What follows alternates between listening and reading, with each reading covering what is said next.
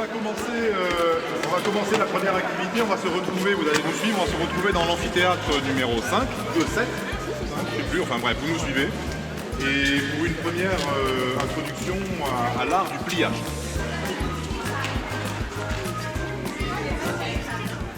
Bienvenue dans l'amphi 5. C'est un amphi où on donne des cours à l'école. C'est pas le plus gros, c'est un petit amphi, mais au moins comme ça on est chaleureux. Alors, donc nous on crée des choses plutôt utiles. Donc on crée des objets. Ça peut être tableau, donc de peindre, dessiner ou sculpter. Donc je propose d'abord un dessin à la main, souvent. Après, je passe à l'ordinateur pour mettre un peu à la proportion. Alors ça, c'était... Je vous ai dit, j'aurais dû préparer plus d'images. Alors, donc ça, ce sont des oursons, qui est un chocolatier, vous connaissez, je pense, de Cyril Lignac. Alors là, c'est le pliage. Alors, donc en fait, vous avez toute la journée autour de pliage. Donc, le pliage, c'est une des méthodes que j'utilise le plus.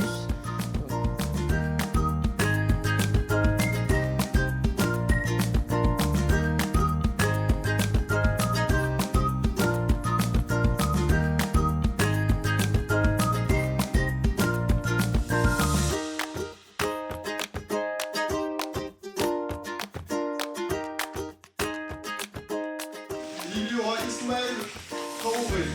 Thomas Sautier, il était sur la liste. Hein.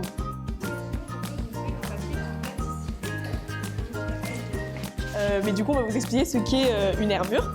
Et d'abord, une petite expérience. Alors, devant vous, vous avez donc des feuilles de papier et deux appuis. Donc, si on pose comme ça pour faire un pont et qu'on met donc du poids, on va mettre tout ça dedans. Ah, tu penses que ça va tomber? Ouais, bah ça tombe. Et effectivement, ça tombe. Est-ce que vous avez une idée de comment on peut faire pour que ça résiste? On connaît. Tu veux coller? Ça marche pas. On teste le tien. Maintenant, ça doit te faire le... Mets-le au milieu. Et ça fonctionne. Donc il faut plier le papier. On voit qu'elle se plie.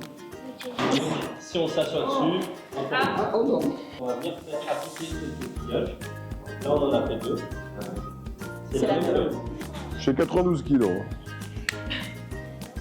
Bah, c'est juste pour donner une idée. Là, ça se plie, ouais. Ah là, il a tendu. On montre qu'elle est beaucoup plus résistante une fois pliée. Et c'est la même tonne. Et c'est exactement le même morceau que celui-ci. Celui-là, Là, je suis assis là. qui est collé au sol, on va se Donc voilà. Ça, c'est une plieuse qu'on va construire. Voilà. Et on va tester avec du carton. Tonne. Hein. Tu comprends? Mets ta main d'abord. Mais tonne, hein, parce que T'as l'impression que ça va pouvoir résister sous ton poids? ça passera pas. Je suis pas sûre, hein. Là, vas-y. Bah ouais, on est d'accord. Tu sais pas où aller là. Ouais, on peut mettre ça dessus. Exact. Mais en vrai, effectivement, on sera un peu. Et après ici, on va mettre Recule ton doigt. je veux boulonner pour le Si vous voulez des gros ou de... Mais nous, on a calculé pour que vous tombez pas. Des enfants, ils tombent pas. Et vous pouvez tous monter dessus comme ça, on fait une photo de groupe. C'est un très très grand projet qui fait 127 mètres de long. C'est énorme. Et il franchit 30 mètres. Ici, par exemple, on franchit 4 mètres. C'est très bien fait. Ah oui, c'est pas un peu. Hein? Stop! Avance, avance. Ça, c'est le rêve des architectes, franchir 4 mètres avec 2 Ça, mm. c'est nécessaire, vraiment? Viens voir. Ah, niquez ça, je Voilà, on l'a dit dans les autres. Ah, d'accord. Flûte, ça bouge. Oula.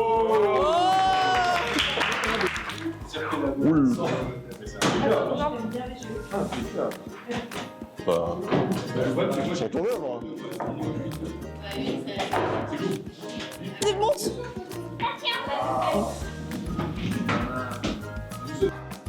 Bonjour. On vous présente le groupe des ours. Et ces stands ont été préparés par des étudiants qui travaillent dans l'école, qui apprennent et qui vont devenir architectes. Quand c'est une plaque de métal comme ça, c'est souple, ok? Ça va se déformer. Nous, on veut que ça soit raide. Donc, il faut faire quoi? Il faut avoir un plus gros pont.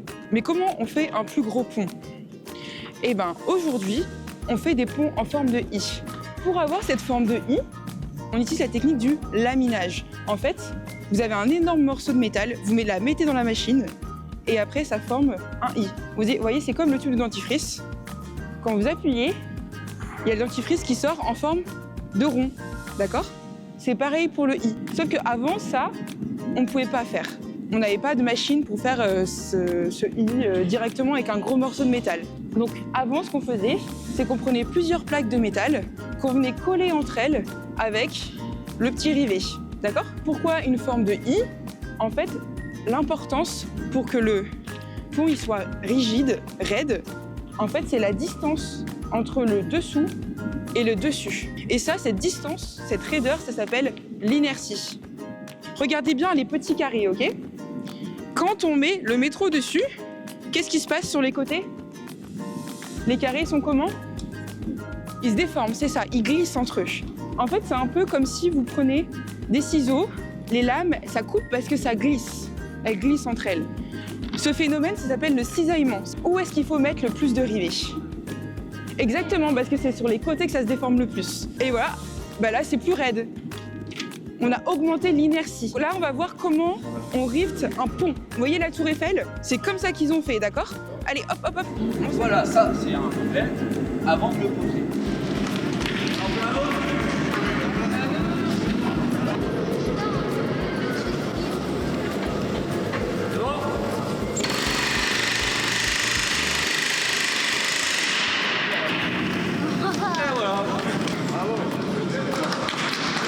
On m'a dit, tu peux commencer. Déjà, il faut commencer par mettre le rivet dans le petit trou, ok? Pareil, position ouverte. Et ensuite, tu remontes. Encore une fois. On va le tourner.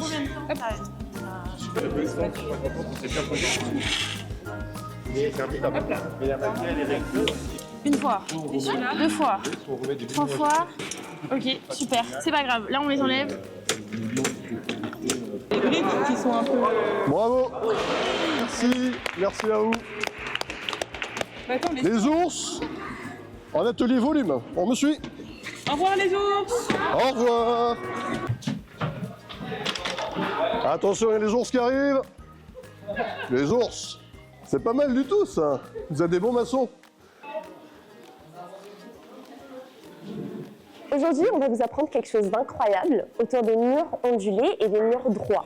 Comme vous pouvez le voir, ça va mieux se répartir sur le sol, et donc ça va prendre plus de place, plus de largeur. Si par exemple j'imite un mur droit comme ça, et donc si on essaie de me pousser, bah, je vais avoir beaucoup plus de facilité à tomber, alors que si j'écarte mes jambes et je me répartis mieux sur le sol, quand on va essayer de me pousser, je mets pas de force dans mes jambes, mais vu que je suis mieux réparti, je vais avoir plus de mal à tomber.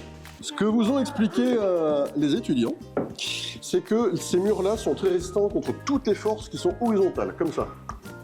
Par exemple, en Angleterre, ils utilisent les murs ondulés pour lutter contre le poids des terres qui poussent sur les murs. Donc ça fait des murs qui permettent de surélever la terre derrière, qui sont très résistants. Mais ils sont aussi résistants à autre chose. Il y a un phénomène qu'on appelle le flambement. Le flambement, c'est quoi? C'est quand Charlie Chaplin, il s'appuie sur sa canne qui est très fine et très élancée. Sa canne, elle va se dérober sous lui, comme quand vous appuyez sur un spaghetti, et il tombe. Et ça fait rigoler tout le monde. Donc, il y a une personne de ce groupe qui va essayer avec son doigt de pousser le mur jusqu'à qu'il tombe en même temps. Ok, vas-y. En même temps que toi, du coup. Oh, ok.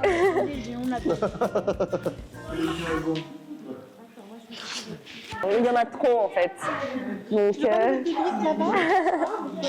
les enfants qui ont fait le mur ondulé là-bas, donc en gâteau, vont construire un mur droit ici avec une ligne de 12 briques. Allez, on attaque.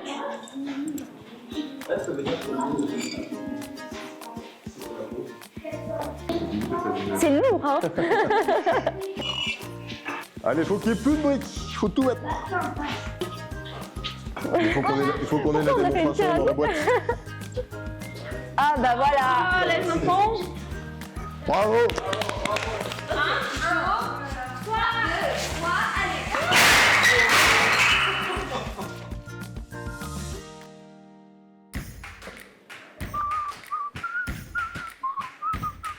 Allez.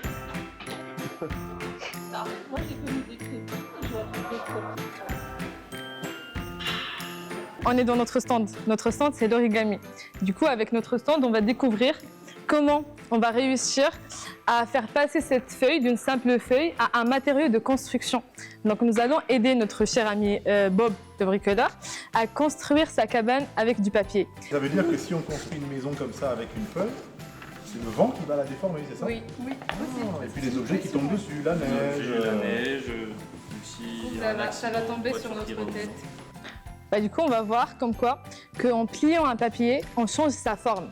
Du coup, on lui donne des arêtes. Et du coup, grâce à cette forme qu'on lui a donnée, ça permet d'empêcher la déformation qu'on a. Du coup, ça tient. Ça ne reprend pas sa forme du coup, plate. Former 3 groupes. On va tous construire. Alors, vas-y, pliez avec moi. Ça, tu le plies comme ça. Bravo. Et vous voyez là, on a couru en vert. Ça doit rentrer vers l'intérieur. Après, du coup, fais-le là.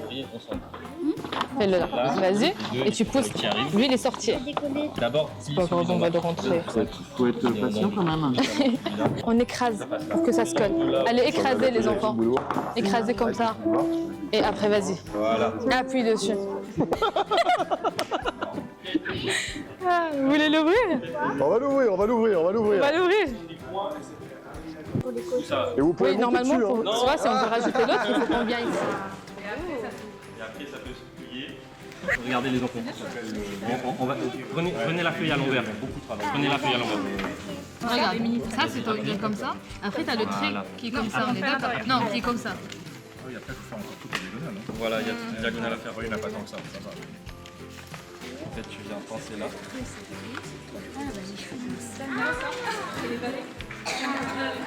C'est bon, on a tout le monde là, les ours? Tous les ours, on va descendre à pied.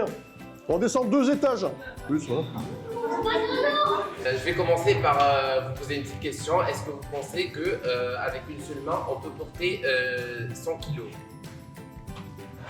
Bah oui, et on va prouver ça par une expérience. Je vous invite à vous mettre debout, s'il vous plaît. Ces 100 kilos-là, en vrai, c'est la pression. Il va falloir que vous trouviez le meilleur sous-marin. Parce qu'il y a des sous-marins qui résistent plus ou moins à la pression en fonction de leur forme. On ne peut pas vous envoyer dans l'océan sans avoir testé la forme de sous-marin qui est la plus efficace. On ne veut pas que vous finissiez écrasé au fond de l'océan.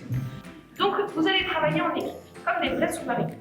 Donc ce qu'on va faire, on vous propose 3 formes que vous avez devant vous. Là, les 3 formes ici, donc une sphère, une pyramide et un cube. Et ces formes-là, elles représentent des mini-sous-marins. Vous allez les tester une par une dans ce système qui permet d'augmenter la pression. Et vous avez vu, c'est bien fermé, l'air ne peut pas s'échapper.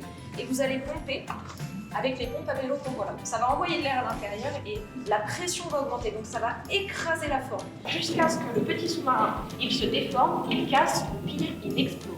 Ok? Donc vous allez devoir travailler en équipe pour pouvoir découvrir ça. Pendant ce temps-là, pendant qu'on fait exploser des trucs là-dedans, vous allez, il y en a quelques-uns d'entre vous, chacun votre tour, vous allez partir en exploration avec les lunettes de réalité virtuelle. Tout le monde va y passer, pas de précipitation. Et vous allez essayer de trouver où est le trésor. Et le sous-marin, c'est une boîte de conserve en métal qui est capable de flotter ou de plonger très profondément dans l'eau. Imaginez une bouteille dans laquelle on vient comprimer de l'air. C'est-à-dire qu'on vient compresser très fort cet air. Et ainsi, quand le sous-marin veut monter à la surface, il libère cet air. Et comme l'indique le nom, il vient chasser l'eau qui est dans les ballasts. On peut la caler sur la paroi. Voilà, très bien.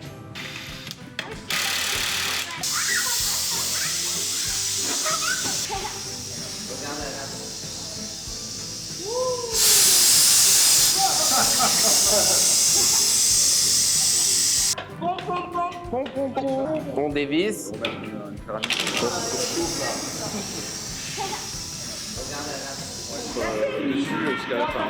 Mais si, elle est complètement cassée, tu peux pas monter ici, tu vas pas descendre dans l'eau. Oui. Complètement cassée. Bah là, on va peut-être organiser. Ça veut dire qu'on peut pas l'utiliser. Oui. tester, hein. Oui, on peut tester.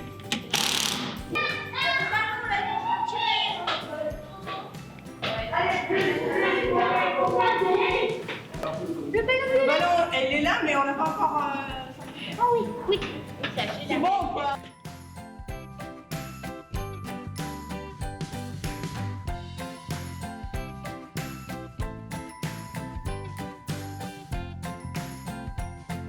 Mets-toi en face.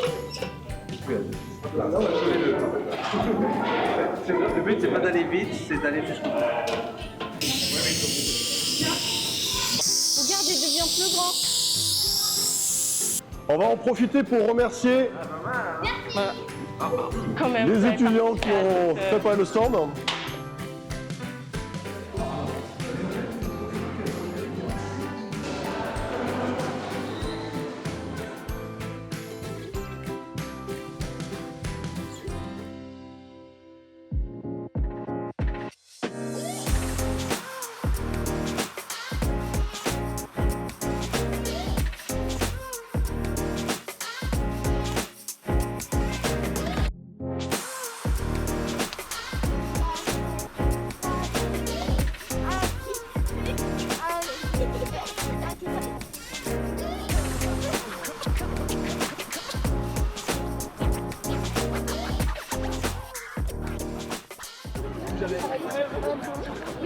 C'est la même hauteur que les autres bâtiments ou est-ce qu'il est plus grand, plus petit?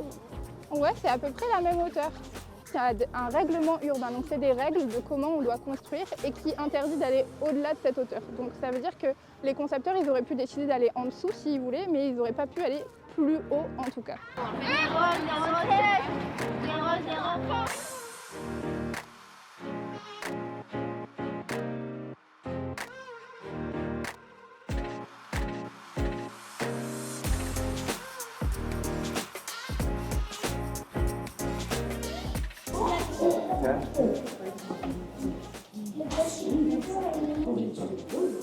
Ça ressemble à quoi comme bâtiment, ça? Quasiment. Un musée? Est-ce que tu saurais me dire? L'Acropole d'Athènes. En fait, c'est en Grèce. On dit que c'est un peu le berceau de la civilisation, de l'architecture et de la culture. Qu'est-ce que vous voyez comme différence?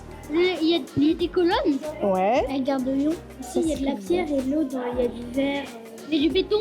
Ah, pas mal. Eh ben, le béton, c'est un matériau qui est fabriqué en assemblant du sable, des petits granulats, pardon, et de l'eau. De l'eau, comme un pâté de sable, exactement. Sauf que là, il y a du ciment.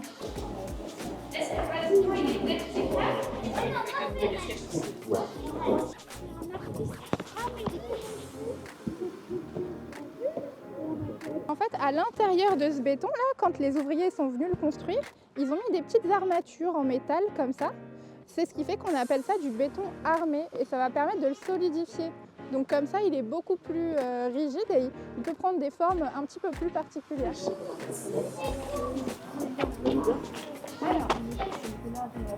Pas presque. En fait, c'était la présidente de la conférence inaugurale de l'UNESCO. C'était oui. Non, c'est mesdames de l'UNESCO. Je trouve que ça irait bien. Oh, ça peut faire. Ça peut faire.